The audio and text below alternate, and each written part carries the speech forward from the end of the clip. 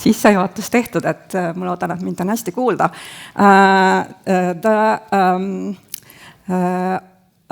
Request from the organizers was that we start this this conference in English, so I will do my presentation also in English. And I try to give a bit like broader overview where we currently are in the field of housing in Estonia in relation to the other countries, and what are the ways forward. So I'm going to talk mainly about those issues. Of course, we all know that's a situation that is often called even housing crisis or affordability crisis has reached Estonia. And that's really a pressing issue that needs to somehow put forward our political agenda as well, as we all know. When we look at the policy context and transformations in other countries, then we see that after 2 decades of kind of neoliberalistic paradigm, there are quite significant changes in many countries around Europe, and that is also called like post-neoliberalism. So I have a strong feeling that in Estonia we are very much thinking about these kind of new approaches as well, and Estonia has a very good chances to become one of the example countries maybe for the Europe. I'm going to talk also a little bit about new vulnerabilities because definitely not all the groups are in the very big crisis, but we have to focus more on specific groups of populations, and that is young population definitely in today's context. And what's important also is that housing accessibility and affordability is very related to other fields of life, for example, the sustainability policies and economic policy and so on, though we have to take this into account when designing our housing policies as well. That's a kind of overview, what should be or what could be the today's most important topics when we talk about housing. Definitely, we talk about affordable housing, we talk about adequate housing, we talk about inclusive housing, secure housing, sustainable housing. These are all important keywords that have to be kept in mind when designing housing policies. And housing policy is definitely goes to the different dimensions. It has different implications to different life domains, and this is being influenced also by the social trends in society, social inequality. First of all, the more social inequality there is, the more housing inequality there is. It's definitely explained by the layout of cities, how the planning has been in the past, how is it today, and it's going to influence the future. It's related to environmental goals and policies. We talk about energy efficiency, but energy efficiency has to go hand in hand with housing affordability.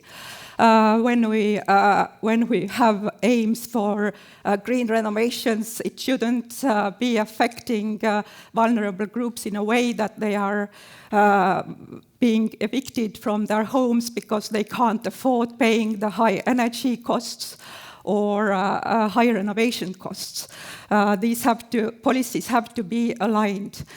And from the political and regime level, housing policy relates also to different policy sectors, and it has to be seen as a topic crossing different policies. Just what the right of adequate housing is and where does it come from. It's a very, very already old kind of commitment that countries have been assigned to.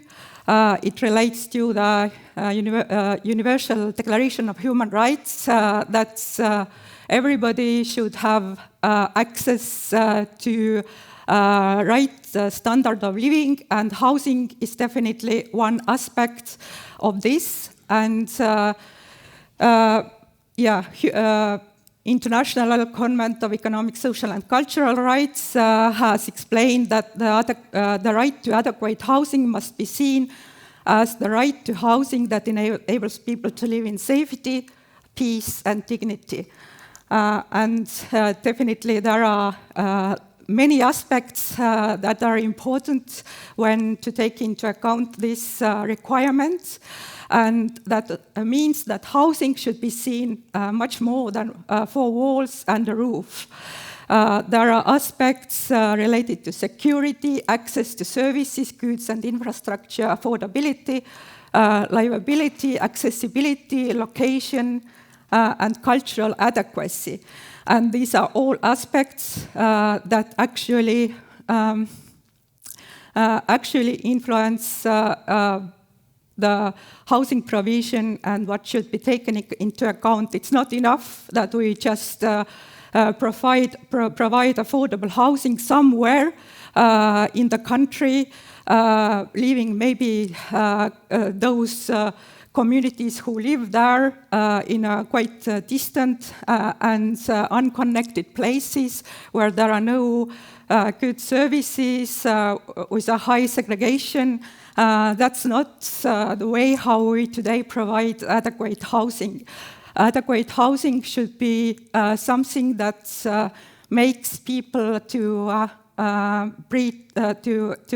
build bridges to other groups and avoid segregation, for example.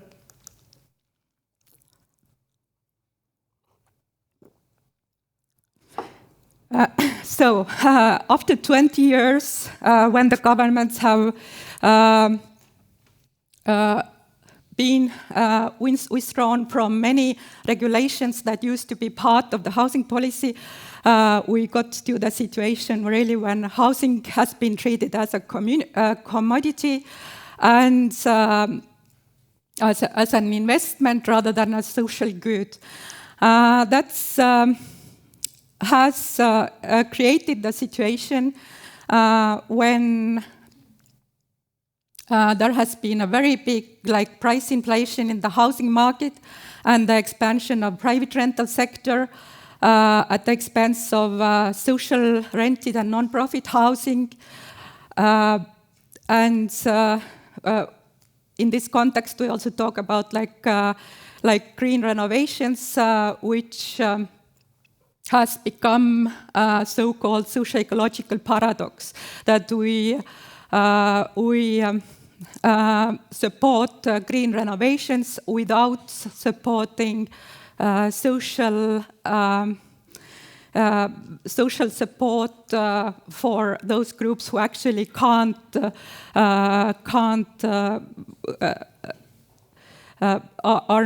don't have enough resources for this kind of renovations, for example.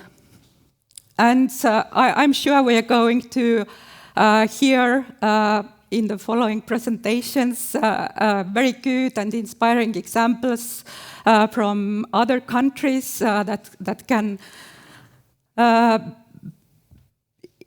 possibly be also be piloted in our context in Estonia. But just to mention some of the most important ways how states, governments, local governments pursue housing housing to be more affordable is through the construction, different support measures to provide affordable housing. For example, loans or grants for developers or tax credits for developers, providing subsidies, subsidized land to developers. Those are perhaps the most important measures that the governments how the governments could facilitate affordable housing. And definitely we are going to hear also about Austrian examples here. Then Spain and Portugal are also kind of example countries. And there are many countries, the Netherlands, for example, which provide kind of good, more favorable like loan options for affordable housing and so on. Also one possibility is to regulate the housing affordability through rent regulations. This could be implemented through the controlling the initial rent levels when housing is provided, so the rent is already like set from the beginning, or controlling the increase in rent level, for example, relating it to the CPI. Good examples also, maybe Barcelona or Denmark that are using this kind of rent regulations. Then green renovation grants and support mechanisms, and definitely what is worth considering is also like national building funds, national big supporting funds for developing affordable housing. And when we provide affordable housing, when the countries provide affordable housing, it's very important that the perspective is broader than just affordability, that we combine the aspects of sustainability and inclusivity by engaging the tenants, preferably from the very beginning when the housing is being produced, like making them to feel as part of the as part of the process of housing provision and design the projects together with possible communities who are going to live there. As we talk today about sustainability plus energy neighborhoods, then this concept can be related to affordable housing. And Housing 2030 is a kind of document that has been developed that are setting long-term goals and possible measures that we can also study and learn from. Now we go to the Estonian context, and I will present some of the very first results now that we have also done houses on housing affordability. How do we measure what the housing affordability on? We talk a lot about this concept. We talk about basically access to housing, which is being indicated as the price to income kind of measure, or rent to income measure, like measuring how affordable the housing is that is on the market or that is available for renting. And then we talk about housing costs. When we talk about energy poverty topic, then we talk about people who already have housing, but whose housing costs have increased, so that they are maybe in the fear of eviction because the housing costs have increased. So we talk about housing cost burden or inability to purchase energy. And there are different indicators that are being used to measure these kind of important aspects. And I will present some of those. Yes, we all know that the Estonian context is a bit different from EU context because we have more apartments in Estonia because of this mass housing construction period from the socialist times. So 61% of people live in apartments. There is quite a lot of new construction, and Estonia is a bit more outstanding from EU, even in this respect, that we have actually more new housing construction that is built after 2000 compared to European countries in general. In total, 12% of population lives in so-called new housing built after 2000, and even in Tallinn urban region, every fifth person lives in new housing. That's quite significant and particular in Estonian context, that there actually was a very big need for modern living spaces. People wanted to get away from the Soviet apartments, and there is also this very high demand in the Tallinn urban region because of the new immigration.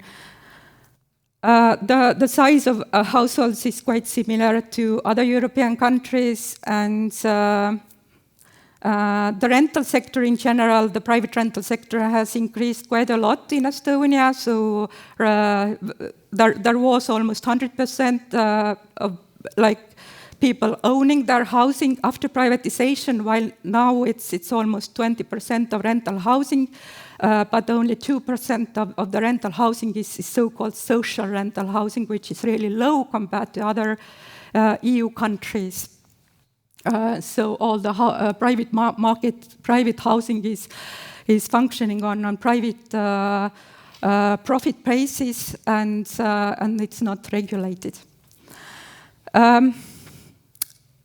Affordability of housing costs. In general, Estonia is doing well when we are talking about the ability of residents to pay for housing expenses.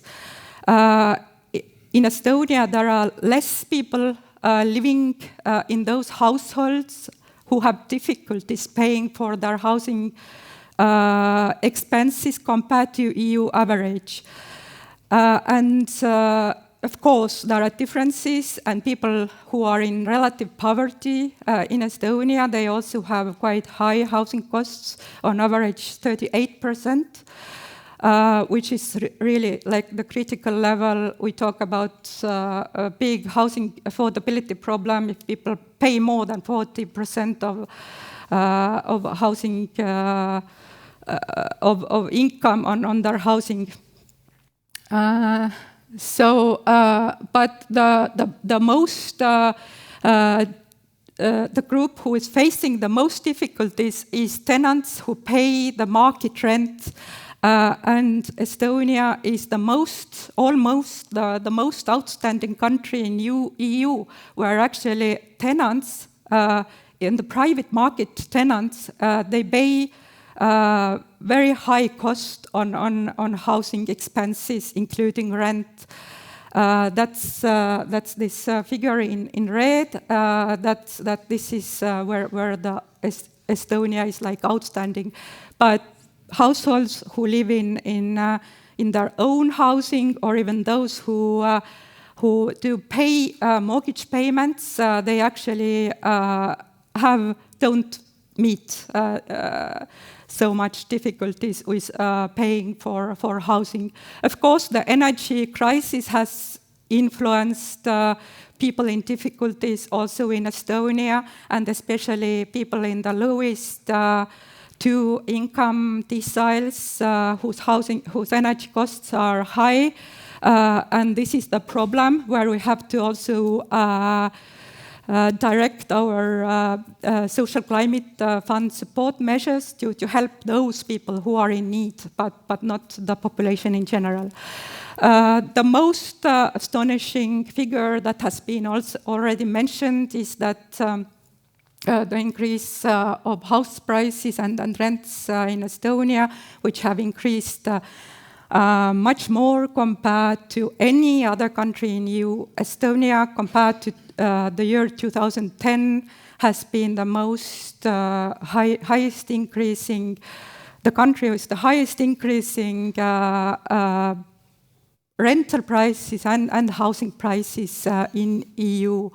And this is the fact that we are facing today, and that's going to have quite long-term implications for housing affordability, and something that has to be taken into account.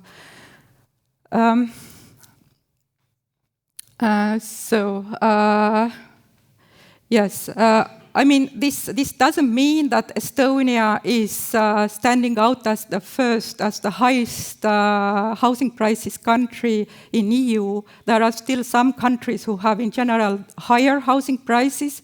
In West Europe, for example, Denmark, Netherlands, some other West European countries, but Estonia is the highest housing prices country in Eastern Europe context.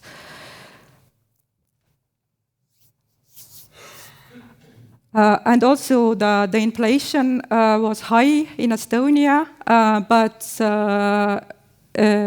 the salaries were increasing with much less speed compared to housing prices. And that's why, as already mentioned, the Financial Times also bringing out this Estonian particular context, explaining it by the influx of tech workers in Estonia, and especially Tallinn, which has had influence on house prices. And since we are now conducting this analysis on the affordability in Tallinn, that's the very first results that we've come so far, and these results also repeat the same message that total price-to-income rate in Tallinn has increased, the housing affordability has decreased, and that is a classification. It's of course, it's going to be also the discussion now in this particular analysis, what are actually the affordability lines, whether we should stick to this already established international kind of classification from affordable to modestly unaffordable, seriously unaffordable, severely unaffordable classification. Or maybe we need to adapt it more to the Estonian context, but taking this kind of classification as for the basis, we see that Tallinn in general has transited from modestly unaffordable housing prices to seriously unaffordable housing prices. And we see this differentiation, of course, between urban districts where central Tallinn has been very unaffordable already in 2010, but some other neighborhoods, for example, Lasnamäe and Mustamäe, which used to be quite unaffordable still in 2010, have now transited also to unaffordable classification. So we see really this problem and this issue happening in Tallinn when we compare the housing prices in urban region beyond the border of Tallinn. We see that the prices are more affordable, about one third. So that's one of the reasons why people have to seek for housing in much more distant places and then can't afford it in Tallinn. How much time do I have? Have I already? No. Okay.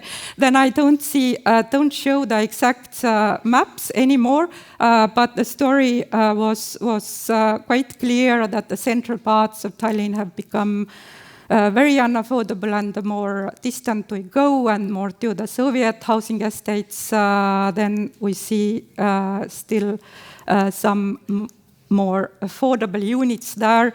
And this is definitely related to the patterns of socioeconomic segregation that was mentioned before, that where the affordability is better, we see more overrepresentation of low socioeconomic status groups. And yes, and young people are quite in the core of this problem, and they are meeting much more difficulties now compared to 10 years ago.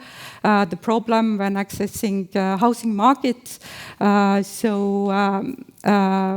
About 50% of young people now have to live in rental housing, and many are just doing it not because they prefer it, but because there are just no possibilities for accessing